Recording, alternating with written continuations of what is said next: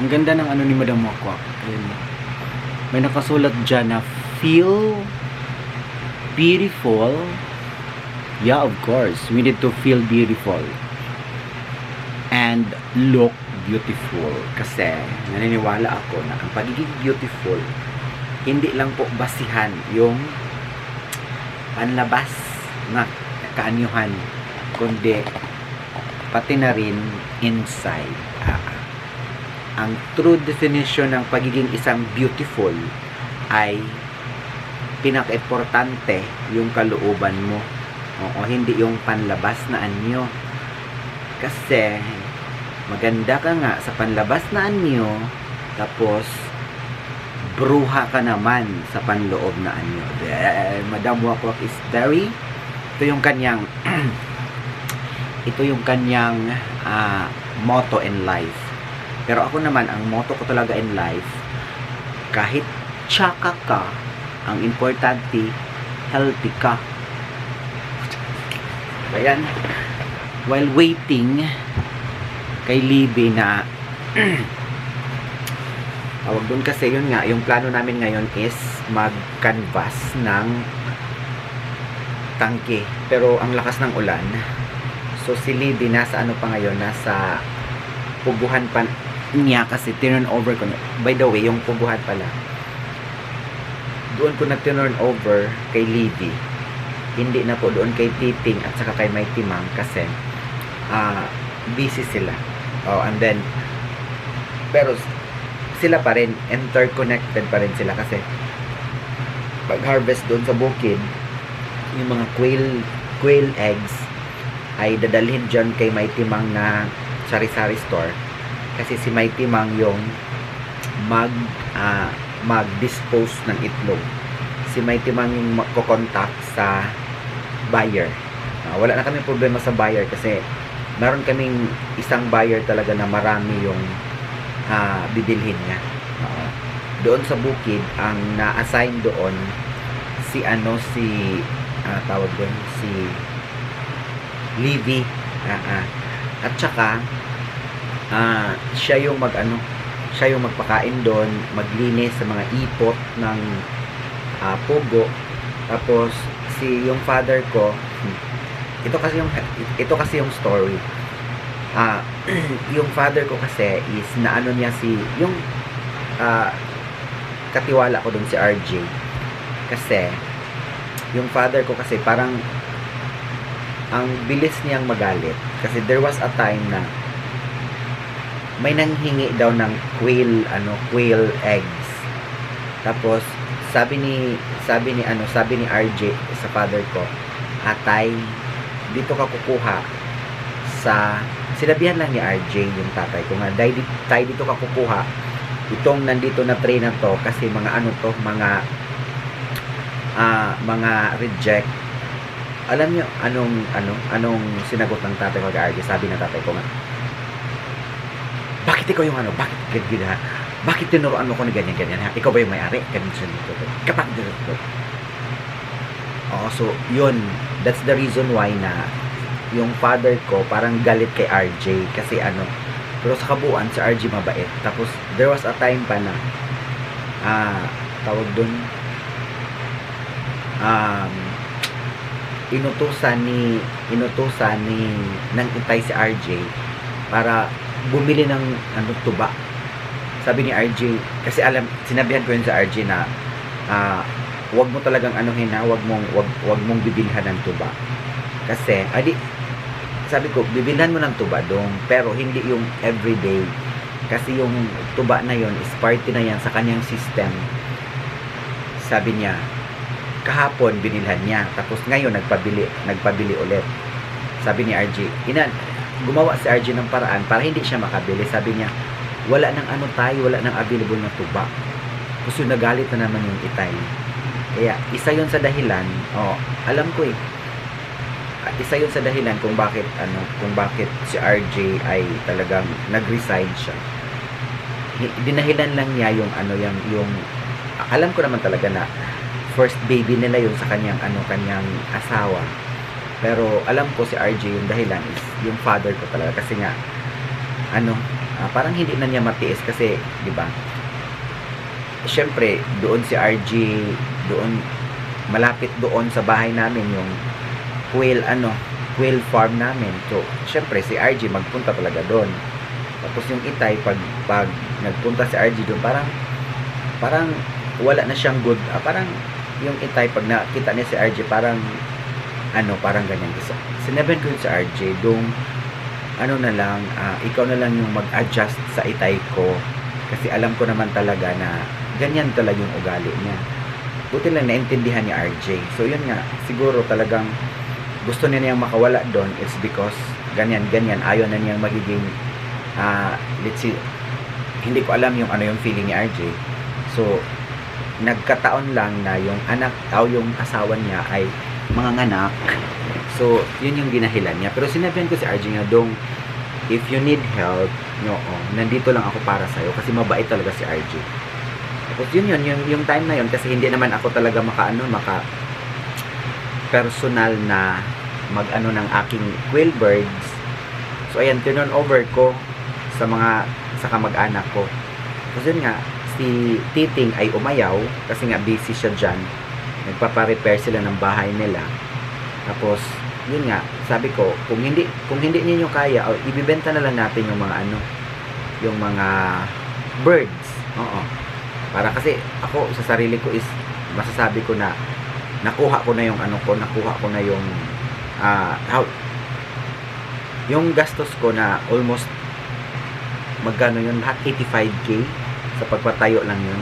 Though parang ilang percent na, 80% na nakuha ko na yung capital. So, yun nga, and then yung buti na lang yung si Livy, yung partner ng kapatid ko babae, nagsabi niya, ate siya, ako na lang yung ako na lang yung mag-alaga. O sige, binigyan ko siya ng idea. So ito, alam naman talaga niya kung ano yung kalakaran, kasi siya yung pabilhin ko ng ng pagkain ng pugo dati nung si RG pa yung nag-alaga. So alam na niya. So ganito lang yung ninyo. So chance na niya na yan na magka-income. So, binigay ko na ang lang talaga ninyo, ang expense lang ninyo is yung pakain lang ng pugo. Hindi naman kayo magsasahod kasi kayo hands-on sila at alam na nila kung kailan bibigyan ng feeds, kailan i-harvest yung egg. So the good thing is yung father ko at si Livy is magkasundo sila. So sinabihan ni Livy yung father ko na if wala siya doon, kasi si Livy kasi yung ginawa din namin taga-drive, kasi siya lang yung marunong mag-drive sa amin. So if ever may lakad kami, sinabihan niya yung Itay na ang magbibigay ng pagkain sa mga birds. Pero si Livy yung kukuha ng ipot, kasi nga yung ipot na yun, pag naipon yun, mabigat at saka medyo mabaho. So ayaw ko nang paanuhin yung Itay, kasi alam naman talaga namin na yung Itay talaga is parang wala na sa sarili niya. Pero he can do, malakas pa naman siya, thank God.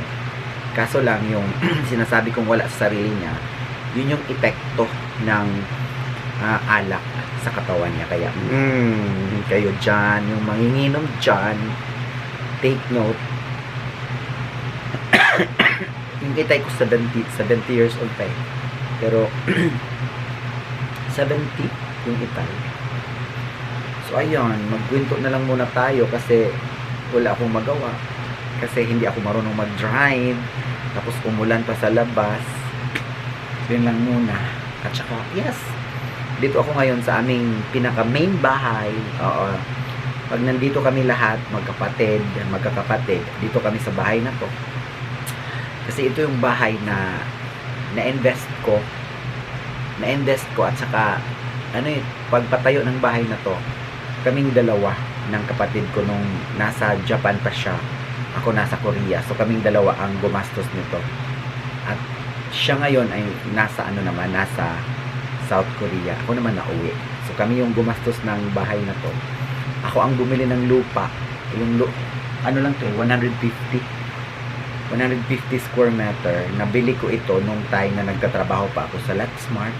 Oo, dyan sa Maps 2 sa Lapu-Lapu. Tapos yun nga, pag nagpunta na ako ng Korea, napatayuan na namin ng bahay.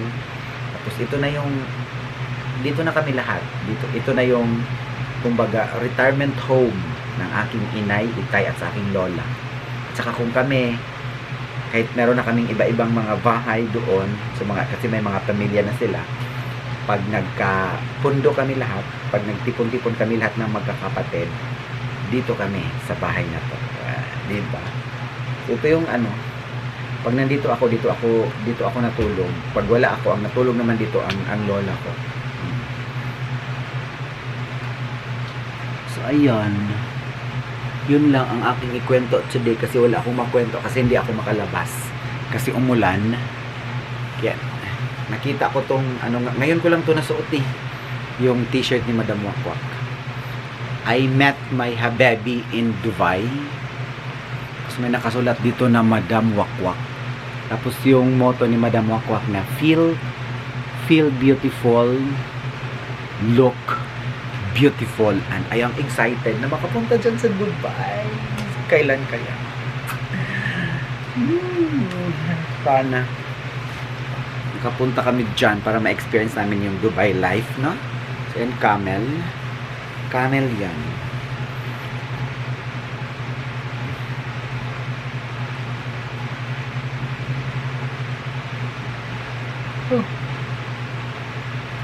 Hindi ko lang alam if matuloy ba kami.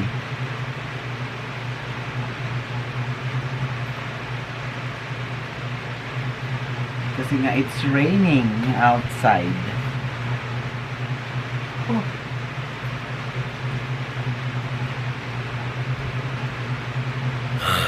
Pag hindi kami matuloy, next week na ulit. Enjoy ko muna, magpahinga muna ako dito for quite some times. So yes, Hello Kitty. Ayan, so ito yung Hello Kitty. Hello Kitty. Natandaan ko, itong mga Hello Kitty na to Ay, ito pala. Itong mga Hello Kitty na curtain na to at saka itong unan, ay may nagpadala ito sa akin. 2018 ata. Oo, 2018 kasi when I was in Davao, mahilig ako sa Hello Kitty kasi may nagpadala din sa akin ng Hello Kitty doon. Kasi ang nagpadala nito, itong cortina na to, I will tell you talaga na talagang yun yung time na talagang padala siya ng padala sa akin. Tapos padala siya ng mga flower. Oo, tapos yun nga yung na-hospital yung pamangkin ko na pumanaw na hospital pinadala niya ng pera. Tapos yun na, nung time na na busy ako, tapos hindi na ako makapag-reply sa mga chat niya. Agoy, nagalit ba yit? Yung nagalit na yun, at saka yung time na nagalit siya, wala lang. Tapos yung time na nagalit siya kasi nakahanap, yun nga, may girlfriend ako, galit na galit siya, kaya pala hindi ako mag-reply daw sa kanya kasi may girlfriend ako. So yun nga, yung yung feel ko, tawag doon, feel ko, nagpapadala siya because meron siyang sa akin, meron siyang lihim na pagtingin bagit. So yun nga, galit na galit siya sa akin dahil. Tapos yung time na yun, sabi ko, sige, para hindi ka na magalit sa akin, kwintahin mo lahat ng naipadala mo sa akin, kasi padala siya ng padala, which is hindi ko naman hiningi. Kung akala ko yung padala niya sa akin is from the heart, pero yun pala, masasabi natin na naghahanap siya ng kapalit. So yun, para mawala yun, inano ko na, sabi ko, kwintahin mo lahat para babayaran kita. So kinuwintan niya, sabi niya 40k daw, hindi pa kasali yung mga bulaklak na pinadala niya, may mga bulaklak pa, may mga prutas. Sabi ko, isama mo na, kwintahin mo na lahat kanya para wala ng So yun. So kaya ngayon, that's the reason why ngayon talaga pag may gustong magpadala, sabihin ko talaga, ano ba yung ipapadala nyo? Galing ba yan sa puso ninyo or naghahanap kayo ng kapalit? Yun talagang sapin ko. At saka, pag nagpapadala, hindi naman kami nanghihingi ng bayad sa mga videos na ginagawa namin. Oo, wag kayong magbigay sa amin. Ibigay nyo po yan sa pamilya ninyo. Kasi hindi naman kami nanghihingi ng bayad. So, kaya, nakakain na ako ng tagam or parang nakaukit sa aking isipan at sa aking puso na talagang parang may phobia ako sa may magbigay, pero marami naman hanggang ngayon, marami din nagbibigay sa amin na yung galing talaga sa puso na it's parang maligaya sila dahil nakikita nila sa videos namin, hindi yung nagbibigay sila na nagbibigay sila na naghihintay ng kapalit. As in, yun talaga ang greatest lesson sa aking life na nagbablog ako. Kasi sabihin ko lang sa inyo, yung saan sino yon, yung mga ano dyan, yung mga tawag doon, yung mga matagal na nag-follow sa akin, alam nila yon. So kaya ngayon, yun nga, that's the reason why na pag may nagbibigay sa akin, sabihin ko talaga na, ma'am, ibigay nyo na lang po yan sa pamilya ninyo. Pero may iba talaga na ipipilit na yung pamilya namin nandito na lahat sa States, ganyan. At yung binigay namin sa inyo ay hindi kami nanghingi ng kapalit, kundi this is our way of saying thank you. So yung mga ganon, yes, anuhin ko yan. Pero yung mga talagang basta, at saka ito yon, na-remember ko kasi because of this Hello Kitty. Na-remember ko pa nga nung nagpadala yun nga, yung binayaran ko, yung binalik ko yung pera. Hello Kitty, tapos may mga flowers pa, may mga frutas pa. So yun. Ang ano lang talaga nun is parang nagselos siya na hindi may girlfriend ako, tapos yung hindi na ako makapag-reply sa kanya. Oo, tapos sabi niya mukha daw akong pera, ganyan. Hindi po ako mukhang pera. Siguro pag mukha akong pera, no, ang yaman-yaman ko na ngayon. Kasi as in, ang dami talagang ganyan. Pero tinatanggihan ko. Sabi ko, pasensya na po, hindi po ako ganun na pagkatao. Yes, and that's true. Siguro pag oportunista ako, pero ayaw ko ng ganun. Kasi alam ko na talagang may karma ang lahat. And then yes, so gusto ko lang magiging simple yung buhay ko, ganito lang. And then ang importante, masaya yung pamilya ko, may mga kaibigan tayo na masaya. So that's life. Kwento lang. Okay, so yan muna kasi lubat na yung camera. Thank you so much, Madam Mukok, for this. And then, yeah, this is my face.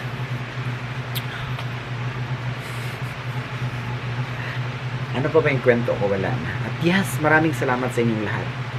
Sa inyong panunood sa mga videos namin. Kasi yung mga views ninyo, yan talaga yung masasabi ko na nagbibigay sa amin ng sahod buwan-buwan sa YouTube. Thank you so much. Saka alam ko yung mga dyan, may mga pang ilan-ilan pa na talagang alam na natin yun. Oo. Saka yung mga yung time na yun, yung talagang kumampi na doon sa sabi nilang kailangan yung mga nagbibigay ng negative thoughts about me. Oo, gumagawa sila ng mga fake account, mga dummy account para titirahin ako. Pero hindi po tayo natitinag doon. Kasi alam ko naman talaga, the truth shall set us free. So, yung mga tinitira nila sa akin na ganyan, hinayaan ko na lang sila and let the public judge me.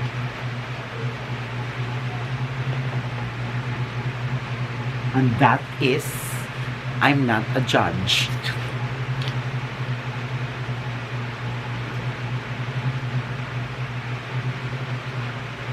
Okay, babalik na lang ako sa bukid.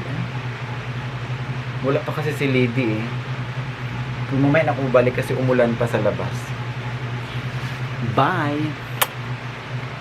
Thank you so much sa pakikinig.